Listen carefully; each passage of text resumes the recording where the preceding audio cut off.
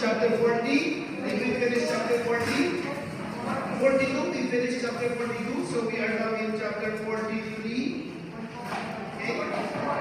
44? Okay. We are in chapter 42. Okay, so we're still in the story about Joseph. Remember Joseph already, okay, with his brothers coming to him to look for food because of course there was a great famine all throughout the land, not only in Egypt, but even in cities and places outside of Egypt. That is actually the reason why Joseph's brothers would come to Egypt, even though they are living in, where were they? In the land of Canaan. They will be going to Egypt because of course only Egypt during the time had food because of Joseph. Okay? Because of Joseph is the one who managed everything. Okay, chapter 41, final lesson. Then Joseph gave his head steward these instructions. Fill the men's bags with as much food and they can carry, and put each man's money in the mouth of his bag. Remember that he did this already last time. Remember that when his brothers left, he also instructed the steward to return the money that they had in everyone's bags, right? But now he's doing it again. In the mouth of the youngest one's bag, put also my silver goblet. Oh, by the way, so this is already the time that we had Benjamin in the group. Okay? Remember that the first time, Benjamin was not with the brothers. Only 10 brothers came to Egypt to get food. Okay? Because of course, Jacob would not allow Benjamin to go with them. Would not allow to go with them because of course, he is the last son of Rachel. Because Joseph is their belief. Okay? They thought Joseph was already gone or dead at that time. That's why Jacob would not let Benjamin go with them. But this time, since they have no food anymore, they will be forced to go back to Egypt. Even though Jacob would not want Benjamin to go with them, in a way, Jacob will be forced because unless they have their youngest brother with them, they cannot go back to Egypt because the man, they were saying the man, because they did not know yet that it is their brother Joseph, would not let them come back unless they have their brother with them. Okay, so that's the context. Okay, now, what will he do? He will again later go back, they will again go back to their father, and this time, he will have all their money back again in their own respective bags. Except that this time, something is placed in the bag of the youngest son, who is Benjamin. And what was placed in the bag of Benjamin, aside from the money? Silver goblet. Okay. Together with the money for his rations. The steward carried out Joseph's instructions. At daybreak, the men and their donkeys were sent off. They had gone far out of the city when Joseph said to his head steward, "Go at once after the men. When you overtake them, say to them, 'Why did you repay good with evil? Why did you steal the silver goblet from me? It is the very one from which my master drinks and which he uses for divination.'" Now, why open the brothers in the sack of Benjamin? Why? Why in the sack of Benjamin would Joseph want the silver goblet be placed in the bag of Benjamin, of all the 11 brothers that he had? Okay, so the first is he wanted Benjamin to stay. That's one possible reason, right?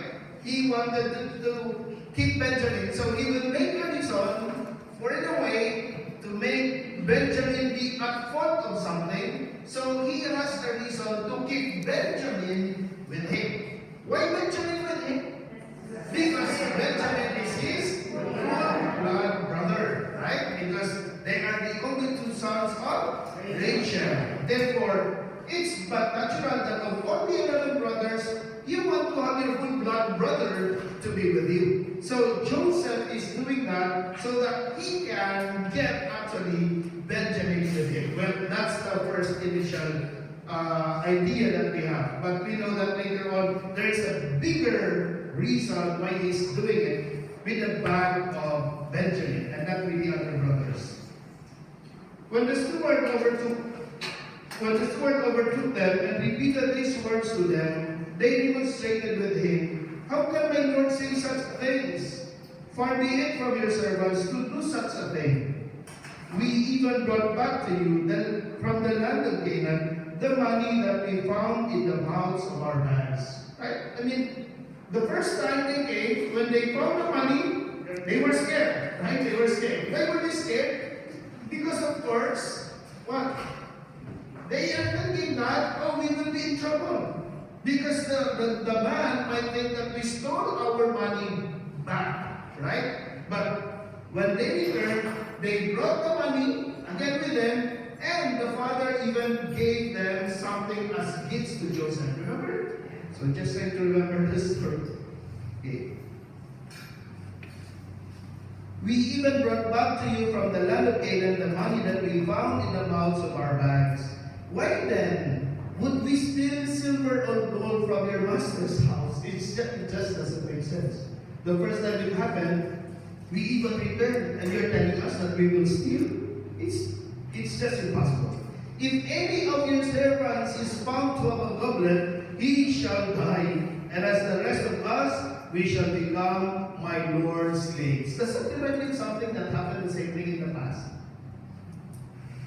The same thing happened in the past. It's the same thing. Do you remember?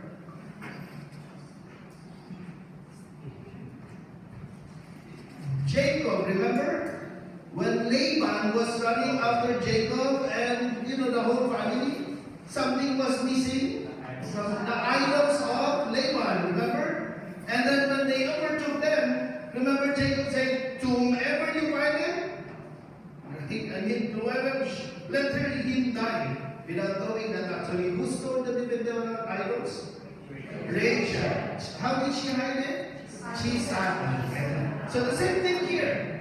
Okay, the same thing here. Now, Jacob at that time had all the confidence to say, "Let anyone in my household that you find the idols, you may kill the person." Because he had no idea of Rachel stealing the idols.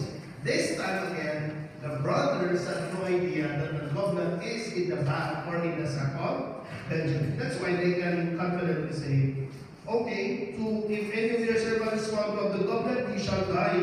And as for the rest of us, we shall become my Lord's slaves." They're very confident that they did not steal it. But he replied, "Even though it ought to be as you propose, only the one who is found to have it shall become my slave, and the rest of you shall be exonerated." Only the one. So the goblet is found will be the one who will stay. Remember that at first it will be like everybody, and now it changes. No, only the one to whom the goblet is found. Because of course he knows it's in the sack of Benjamin. But he replied, then each of them eagerly lowered his bag to the ground and opened it. And when a search was made, starting with the oldest and ending with the youngest, the goblet turned up in Benjamin's bag. Oh my gosh. Right? At this, they tore their clothes. Then when each man had reloaded his donkey, they returned to the city. Of all the brothers, Benjamin. It could have been easier for the brothers to have found the goblet in any of them except Benjamin. Why except Benjamin? Because that will of course caused the death of Jacob. Remember, he would not allow Benjamin to go with them. That's why all the brothers, maybe if it's like Reuben, Simeon, Levi, they'll just say, "Okay, fine." But of all the brothers, not Benjamin. Because with Benjamin, it will cause the death of Jacob. As Judah and his brothers re-entered Joseph's house, he was still there. So they flung themselves on the ground before him. "How could you do such a thing?" Joseph asked them. "You should have known that such a man as I could discover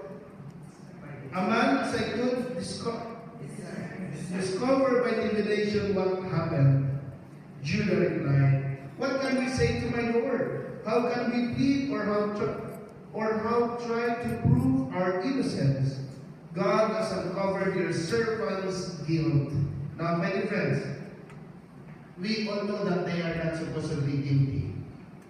Right? Because they did not steal the goblet. It is intentionally returned to the bag of Benjamin. Even their money was returned in their own respective bags.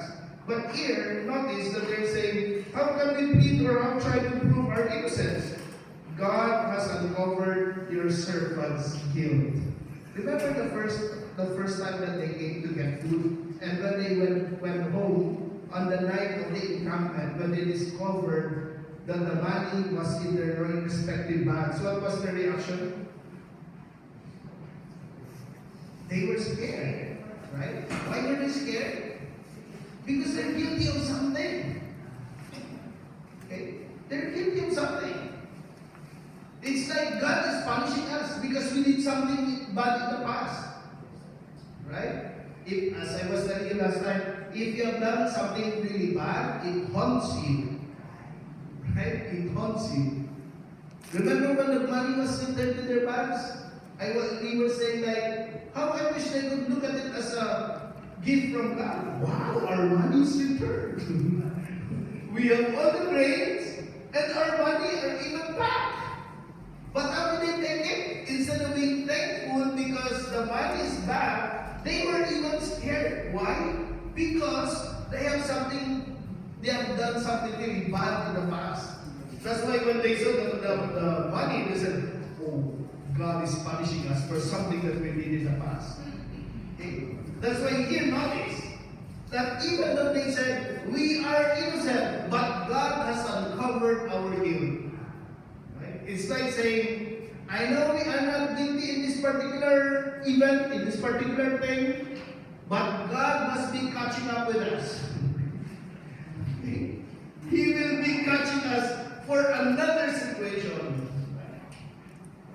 Okay, how would I explain that better for easier understanding? If you have done something bad in the past, okay, and it's already over, and then all of a sudden you have a big problem that happened, now what you say? Now it's karma. I'm being punished for my past thing that I did. So it's a totally different situation already. But you're still thinking that this is a punishment because of the past thing that you did. Okay. Here, we are not guilty of this. We did not steal the goblet. We don't even know who put the goblet in the bag of our brother Benjamin. But God must be punishing us with something in the past. That's why here they said, God has uncovered your servant's guilt. Here we are then, the slaves of my Lord. The rest of us, no less than the one in whose possession the goblet was found. That's very nice of them to say. Okay, listen to this. The rest of us, no less than the one in whose possession of the goblet was found. Did you follow? Like, they're 11 brothers. The goblet was only found in my son, but they're saying, we are as guilty as the one, as Benjamin. Why? Because they're thinking of something else that happened in the past. Not of this particular event. Okay? In fact, we could even say that Benjamin was not part of it. Right? In the past. Because Benjamin, by the time, he was just a baby. This one, what verse? 17. Far be it from me to have that, said Joseph. Only the one in whose possession the goblet was found shall become my slave. Oh my gosh, it's like this will be trouble. The rest of you may go back safe and sound to your father. It's like saying, okay, everybody else, you may go, except the one. Remember that they were thinking that all of them will be punished. But then Joseph said, no, everybody go home, except the one whose bag the goblet was found. And who's that? Benjamin. Again, my dear friends, remember that Benjamin is the only full-blood brother of Joseph. And if Benjamin is again brother of Joseph, now, my dear friends, Remember that Joseph, they hated him because he was the favorite. Now, if Joseph is the favorite, he is the favorite because he is, what's the reason? Because he's the firstborn of Rachel. Now, my dear friends, if Joseph is God, God. When he is God, what do you think will be the next scenario at home? It will now be Benjamin who will be hated by everyone. You follow? It will be Benjamin. So in a way, the kind of treatment that they gave to Joseph, as a full-blood brother of Benjamin, is thinking that these brothers of mine must be treating my brother the same thing. You follow? That's when Joseph will try to get his brother away from them. Okay? Because as you were saying, because he wanted to take Benjamin with him. There's a bigger picture. And what is that? By trying to get Benjamin from them, he will see if the other brothers treat Benjamin the same thing as they treated him.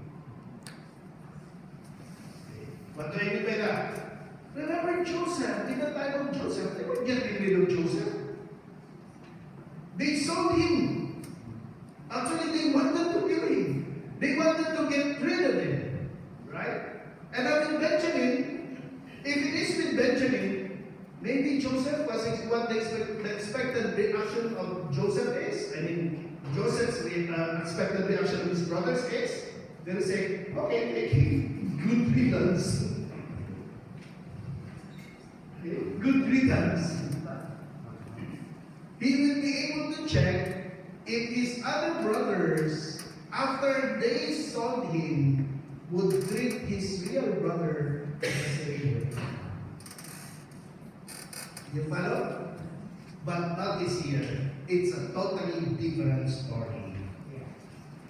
Judah then stepped up to him and said, I beg you, my Lord, let your servant speak earnestly to my Lord, and do not become angry with your servant, for you are the equal of Pharaoh. My Lord, ask your servants, have you a father or another brother? So he said to my Lord, we have an aged father and a young brother, the child of his old age. This one's full brother is dead. And since he is the only one by that mother who is left, his father dotes him. Before, it's the other way around. I mean, they don't care about whether that will make Jacob sad and will die if they get rid of Joseph. But this time, it's a totally different scenario. No, you cannot take our brother. Not like what we did before.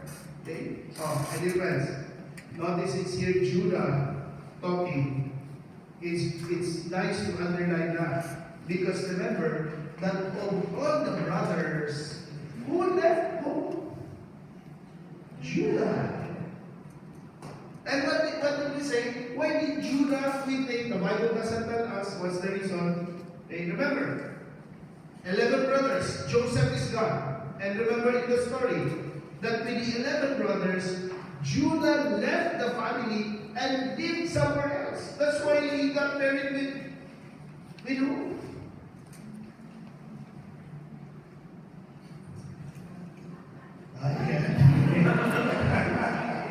Because he left home, right? That's why he got married with a pagan woman. He left home. And I was asking you, why do you think would he leave home? And what's the reason that we gave? Well, the Bible doesn't tell us, but this is like our guess of why would he leave the family. Nobody else left the family, only Judah. Why? Remember, it was something that maybe, the only thing that we can think of is, maybe when Judah saw what the disappearance of Joseph caused to his brother, to his father, rather. Remember that? It made Jacob really terribly lonely. And he mourned until the end, until actually when he sees Joseph again. And I was telling you that of all the brothers, Judah, maybe cannot take it, seeing the father terribly sad, mourning for his brother, when in fact he knows that his father is not dead. You follow?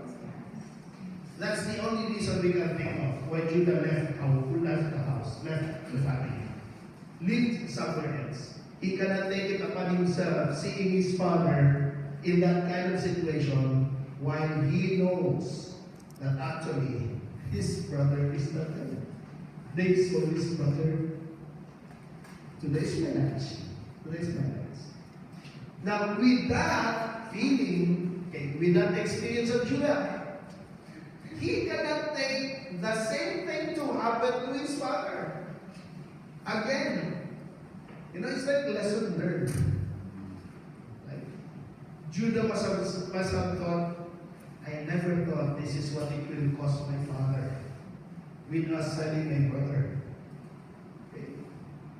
And it will happen again this time. I was not able to take it last time. I will be able to take it again this time. That's why all the brothers notice it will be Judah said, I beg you, my Lord.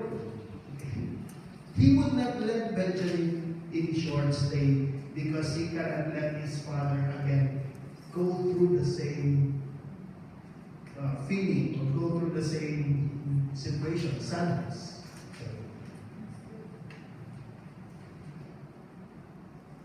Then he told your servants, bring him down to me that my eyes may look on him. We replied to my Lord, the boy cannot leave his father. His father would die if he were to leave him. But you told your servants, unless your youngest brother comes back with you, you shall not come into my presence again. When we returned to your servant, our father, we reported to him the words of my Lord. Later, our father told us to come back and buy some food for the family. So we reminded him, we cannot go down there. Only if our youngest brother is with us can we go. For we may not see the man if our youngest brother is not with us. Then your servant, our father, said to us, as you know, my wife bore me 2 sons. So, is referring to Asia. One of them, however, disappeared. And I have to conclude that he must have been torn to pieces by wild beasts. I have not seen him since. If you now take this one away from me too, and some disaster befalls him, you will send my white head down to the netherworld in grief. Okay, so can you imagine what they saw in their father in the disappearance of Joseph? How much more for the second time around with Benjamin? If then the boy is not with us when I go back to your servant, my father, whose very life is bound up with his, he will die as soon as he sees that the boy is missing, and your servants will thus send the white head of our father down to the netherworld in grief. Notice that all the other brothers are on point. It's all Judah. It's all Judah talking. This actually gives us all the more reason to believe that Judah really left the family because he could not take it. He could not take it. He could not take the grief that his father is going through because of the disappearance of Joseph. And so, because he suffered also, himself, Judah, also suffered from seeing his father that way, he won't be able to afford to see his father again go through the same experience. That's why here, Judah will really stand up. Besides, I, your servant, got the boy from his father, by going surety for him, saying, if I fail to bring him back to you, Father, you can hold it against me forever. Let me, your servant, therefore, remain in place of the boy as the slave of my Lord. Can you imagine Judah? It's a totally changed man. What was the role of Judah in the life of Joseph before this? What was the role? He was the one who sold Joseph.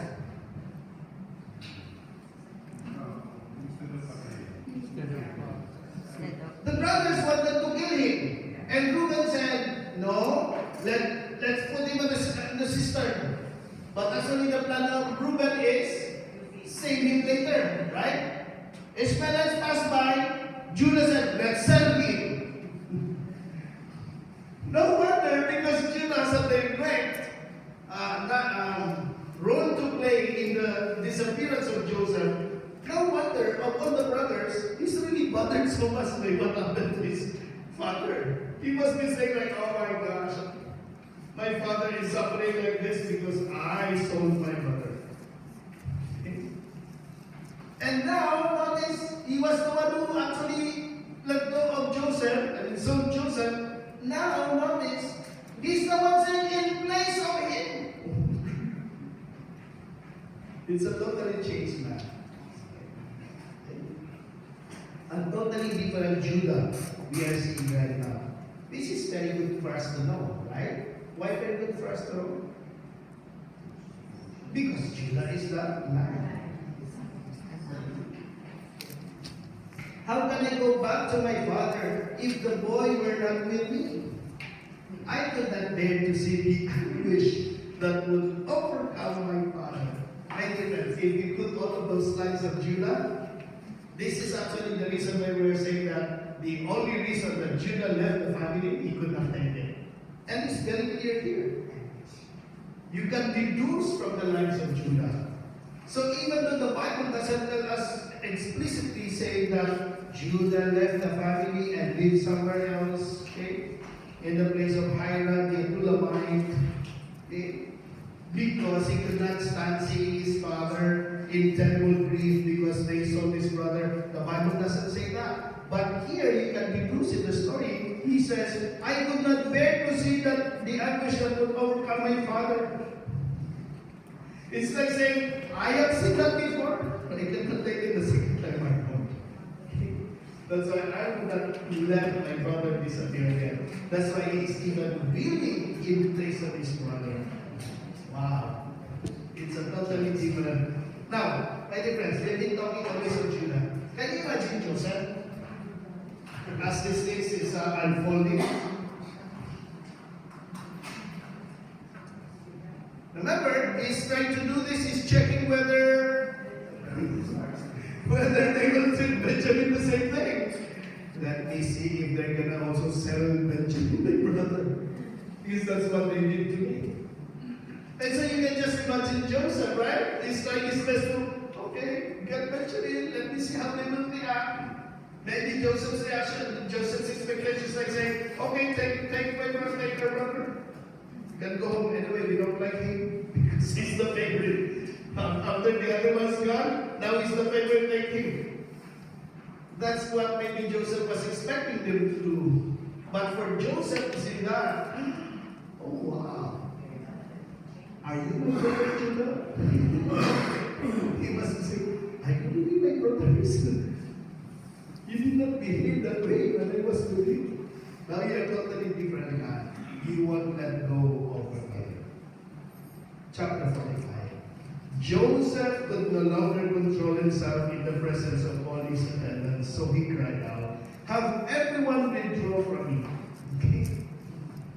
That's why most people will think, when they read the story, they were thinking of the reunion of Joseph with his brothers that made him cry. For me, I look at it differently. What made Joseph really touched, moved him, because he saw his brothers totally different persons. Wow, really could not be. Because if it is the reunion, my gosh, they have been together. Right? The second time they came, Benjamin was already with them. If it is the reunion with the full blood brother, he could have already cried there, oh my brother! I want to eat Joseph! But he did not do that. What did he do? When Judah was trying to say, no, don't take him, imprisonment, take me. We didn't see our father. Wow. That must have moved Joseph so much. That's why he could not control himself.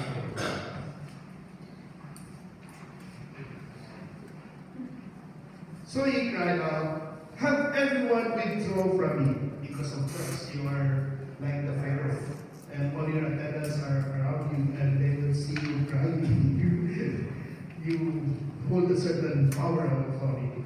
Thus no one else was about when he made himself known to his brothers. But his sobs were so loud that the Egyptians heard him, and so the news reached Pharaoh's palace. I am Joseph, he said to his brothers. Is my father still in good health? But his brothers could give him no answer, so dumbfounded were they at him. Who was it? Oh my gosh. You know the dumbfoundedness there can be interpreted for me personally. Can be interpreted two ways. Number one, it may be like it's more about unbelief. Are you sure? Is this a joke? Is this a joke? Okay. And of course, they must be haunted by what they have done. There must be also a certain sense of fear. Right? You know, Joseph, to be like Pharaoh, already almost like Pharaoh, only the throne is not his. Okay? And then all of a sudden, you know that it is actually Joseph, and you know you did something terribly bad to him. So it must be a feeling of unbelief, and at the same time, what will happen next? Will he put us to jail? Come closer to me, he told his brothers. When they had done so, he said, I am your brother Joseph. Notice, he had to repeat. It's like, is this true? Whom you once sold into Egypt, but now do not be distressed, and do not reproach yourselves for having sold me here. Wow, so nice of Joseph to say that. What do you think they say? Did he say that?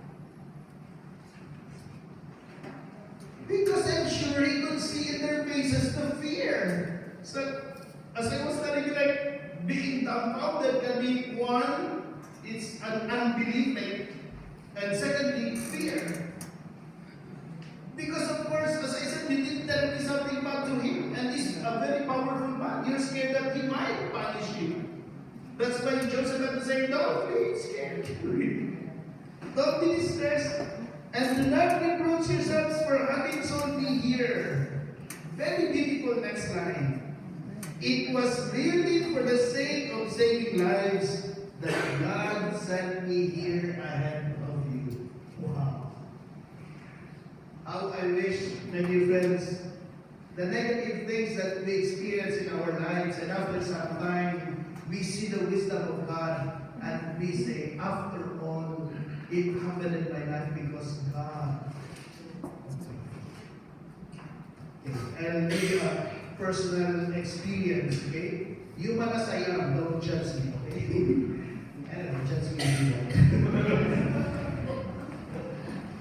You know that like I came here, I've been visiting Guam since 2002. Okay? But during that time, 2002, coming back and forth, at that time, I'm just invited by the parish of St. Anthony from time to time to give retreats, recollections, seminars.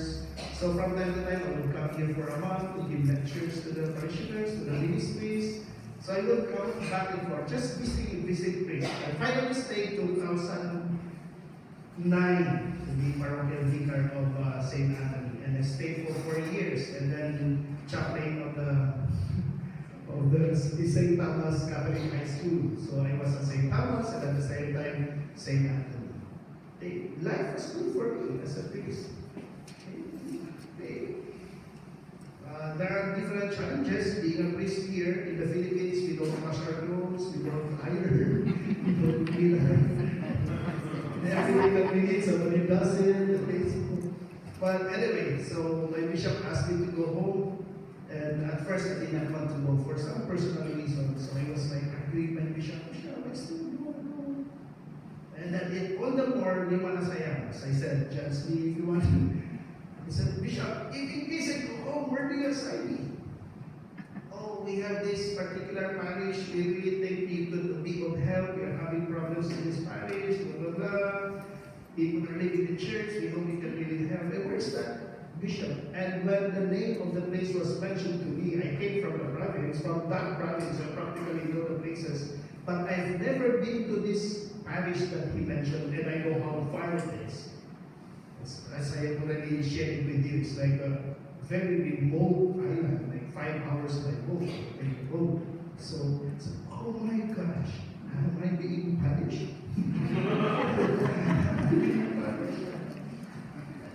But honestly, I've been assigned in different schools, superintendent, all of those positions. I would say this is the most physically difficult assignment I have, but I would say as a Christian, it's the most fulfilling years of my life. So when I was going there, I had a heavy heart. For the very first time, I went to a new assignment with 2 brothers accompanying me. I said, I don't want to go there. I want you will accompany me. So we go there. So my heart was, why am I here? This is far. I mean, no power, no 4-wheel car, only motorcycle and pampo, all those comforts and everything. That's something good. Why? But after living there and seeing the things that you have done, how people reacted to the things that you have done, everything, you see how the community grew and how it became vibrant and dynamic, and you wow, after all, God really pushed me to this island. Now I go back to it in an experience, I said, wow, nothing, I think, no offense. You go home with, you go to a very remote chapel. I have 1 parish church and 20 chapels, and I'm the only priest.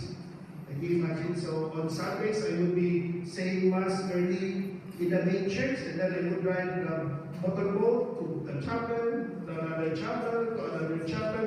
You go home with papaya and chicken.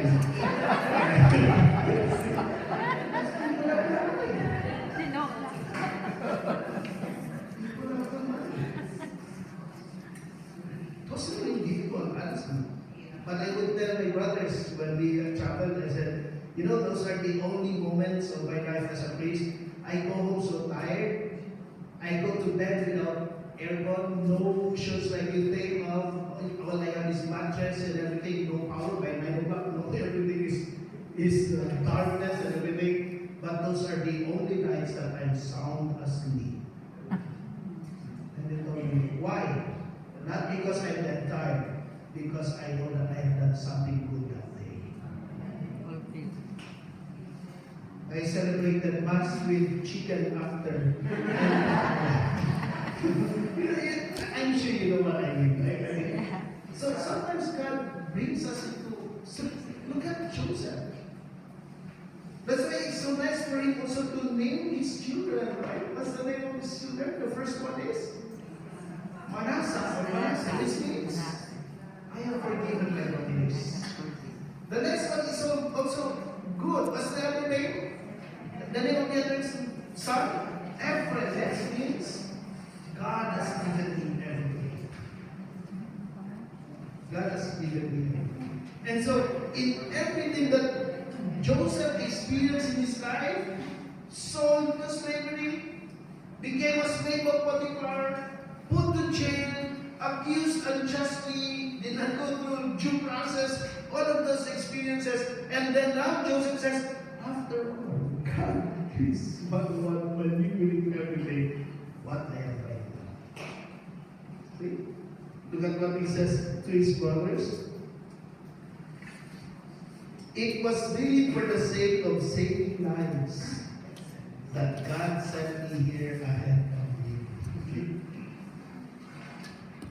For 2 years now, the famine has been in the land, and for 5 more years, till age will yield no harvest.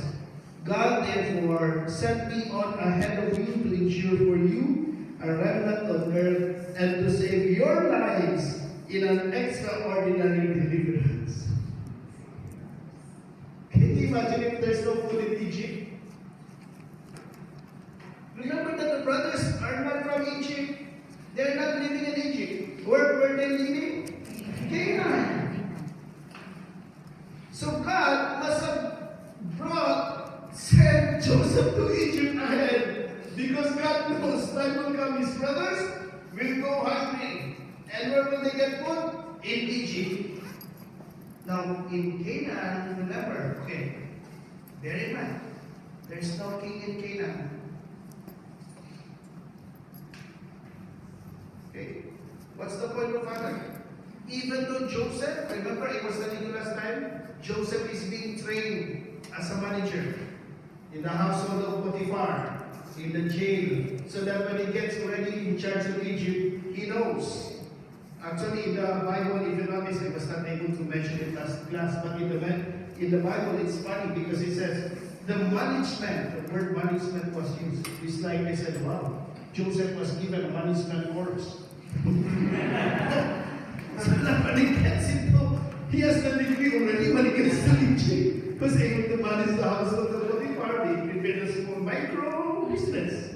Getting bigger and bigger up to Egypt. Now, if he is in Canaan, he would be able to gather that much food. Because there's no central authority.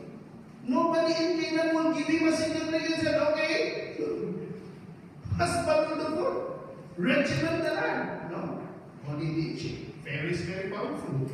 He has authority. That's why Joseph will have to be sent there, because with the presence of Pharaoh and with the authority of Pharaoh given to Joseph, now Joseph can really regiment the land. You follow? Very nice, right? Sometimes it's really difficult. Why would God do that? Why would God put Joseph in jail? Why would he be accused unjustly? Why do you have to go all through those? God is unfair. My dear friends, we cannot follow the wisdom of God. Again, when we were beginning our classes, remember when we started our Bible class, the very first 2 sessions? We were here for the first 2 sessions. Wow, they're still here. Remember I was telling you that when we read the Bible, don't look at the details. What's the most important? The details. Because if you look at the details, there will be a lot of mistakes. That's what I meant by the end. It's the message. So what's the message here? That God does everything because He has a purpose. He will save lives. That's the message. Very beautiful, right? So when things do not happen the way we want it in our life, trust the Lord. But make sure it is really the will of the Lord. Huh? Remember that suffering per se is not willed by God. So don't think that you're suffering. I'm blessed because we are suffering.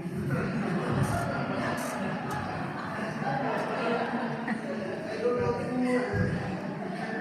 I don't know finance, but this is the will of God. I'm suffering. I will not work.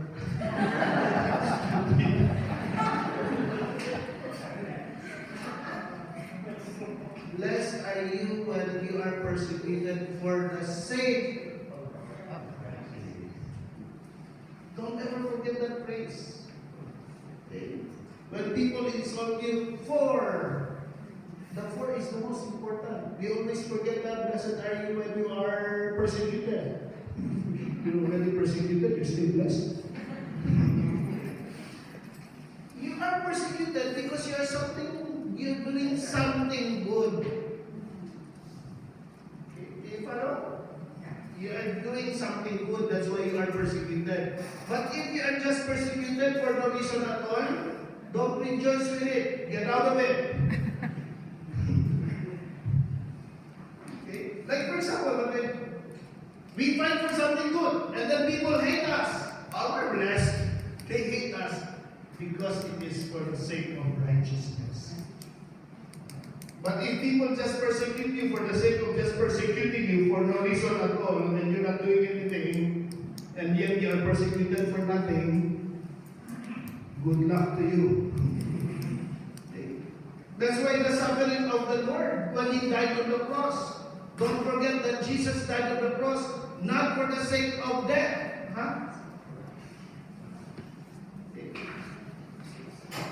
Actually, what brought Jesus to the cross is His obedience to the Father. I'm going away from the topic, but this is nice to reflect and just okay. So when we look at the cross, it is not only the suffering and death of Jesus that saved us. What saved us? His obedience to the Father. Okay? His love of the Father. His death and suffering on the cross is just a consequence of His obedience to the Father. Do you follow? That's why it's the love of Jesus to the Father and us that saved us.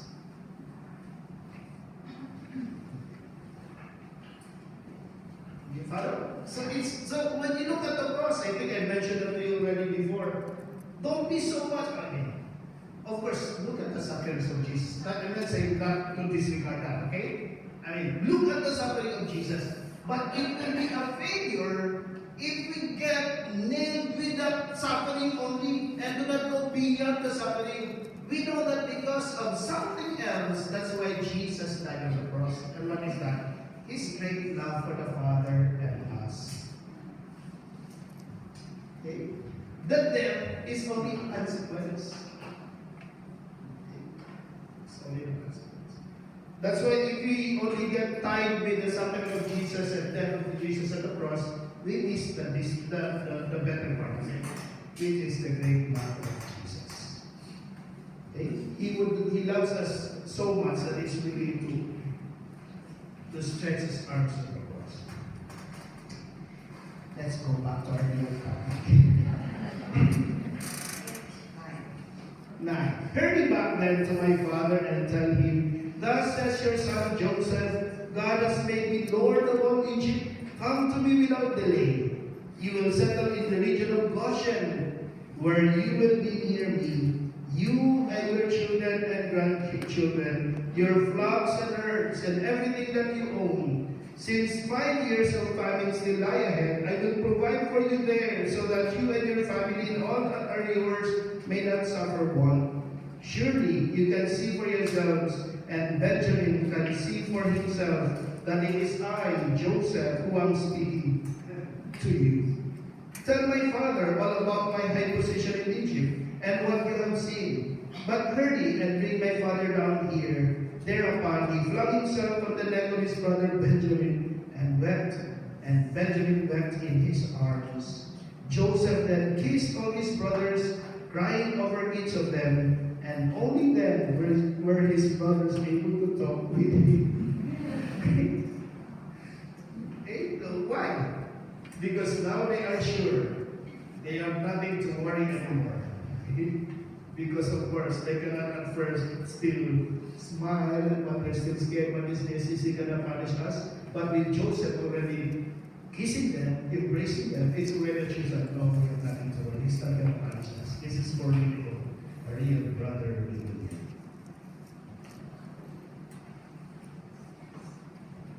This is what you should do. When the news reached Pharaoh's palace that Joseph's brothers had come, Pharaoh and his courtiers were pleased. So Pharaoh told Joseph, say to your brothers, this is what you shall do. Load up your animals and go without delay to the land of Canaan. There get your father and your families and then come back here to me. I will assign you the best land of Egypt, where you will live off the fat of the land. Instruct them further, do this. Take wagons from the land of Egypt for your children and your wives, and to transport your father on your way back here. Do not be concerned about your belongings, for the best of the whole land of Egypt shall be yours. That's why, my dear friends, when we always think of Israel in Egypt, we immediately say they were slaves in Egypt. No, they started to be loved by the Egyptians. Okay, at the beginning they were, look at here. The Pharaoh was willing to give them the best of the land. It will be later on that they will become slaves. Let's reserve that for the next lessons. The sons of Israel acted accordingly. Joseph gave them the wagons as Pharaoh ordered and supplied them with provisions for the journey. He also gave to each of them fresh clothing, but to Benjamin he gave 300 shekels of silver and 5 sets of garments because of his brother. I don't want to think that he's still testing his brothers. Right? He's still testing his brothers, like that's what caused him trouble with his brothers. His father treating him as a favorite. Right? Now, I appreciate he's not doing that again to his brothers, so he's seeing how his other brothers would react. Moreover, what he sent to his father was that jackasses loaded with the finest products of Egypt, and the genies loaded with grain and bread and other provisions for his journey. As he sent his brothers on the way, he told them, let there be no recriminations on the way. What are the recriminations? Quarrel. Do not argue. Because he already knows. Go back again to the scenario. That's what I've been saying. Like, they're guilty of something in the past. Okay, and it haunts them. So on their way back, I'm sure they're gonna be blaming each other. See, because you're the one you said you're so insane. You said you're putting in the cistern. No. So they left Egypt and made their way to their father Jacob in the land of Canaan. When they told him, Joseph is still alive, in fact it is he who is ruler of all the land of Egypt, he was dumbfounded. He could not believe them. But when they recounted to him all that Joseph had told them, and when he saw the wagons that Joseph had sent for his transport, the spirit of their father Jacob revived. It is enough, said Israel. My son Joseph is still alive. I must go and see him before I die. Beautiful story. Sometimes it just becomes interesting when somebody's reading it for us, right? Even we when I read it. Any questions so far? Okay. So we are in chapter, always forget, actually I prepare for chapter 42. So we are already in 46. So how many Tuesdays will we are with us? Today is 20, so 27. So the first Tuesday of September, we are done with that. If we don't finish it next Tuesday, definitely the next Tuesday will be. Okay, so that's, what is the first Tuesday of September?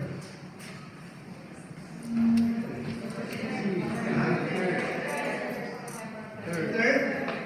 That means on the 10th we have the test. I'm serious about that. But please come for the test. Okay? I already gave you the idea. The test will be really like this. Really like this. I just give you, actually I don't need to give you answer sheet. You just can bring your own paper. And then just say, number 1. What is the name of the first man? What's the name of the first man? What's the meaning of Adam?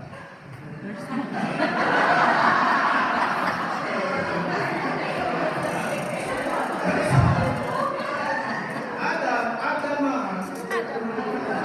which means soil. Soil, ground, clay. That's why he was called Adam, because God brought the clay, the soil, and formed the body. That's why he's called Adam. We are called Adam because you came from Adam. Okay? So let's start. The first woman is Eve. Why is she named Eve? Because Eve means life. So the man said, you shall be called life because all life comes from you. Adam, you will be called Adam because you are Adam. You're literal Adam. You're clay, soil. Eve Eve, you will be called Eve because all Eves will come from you. That's why men don't give birth. They don't get pregnant even though they look like one.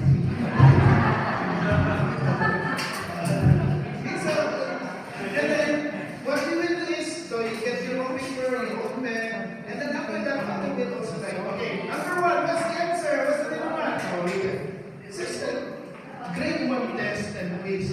And then you will check your own paper. You will check your own paper, and I won't even get your paper. Will I do it again? So the test is a kind of a review of the whole Genesis. A kind of a review of the whole Genesis. So you're able to reinforce your memory. So it's for your sake, the test is for you, not for others. No open book. Hey, it's only about open book as long as closed eyes. I don't know. I don't just be following very basic. Just at least after that, we can have an idea of this is how much I pay, this is how much I have. And so it's only for you. So don't be scared of it. Unless you want something bad in the past. You're being content. Yes, sir. Yes, sir. And this one, that's why I always ask questions. This is like a kind of review. Last Tuesday, I gave you also a little review from Adam to Noah. So let's do the test next. That will be the review. And then when we have the test, we'll be able to review it after that. Okay? So there's no point to be scared. It will be fun, I tell you. It will be fun. Because you will be laughing at yourselves. I've been reading this class. I've been here since January. This is well I know. 10 points. And then you will be more loving and understanding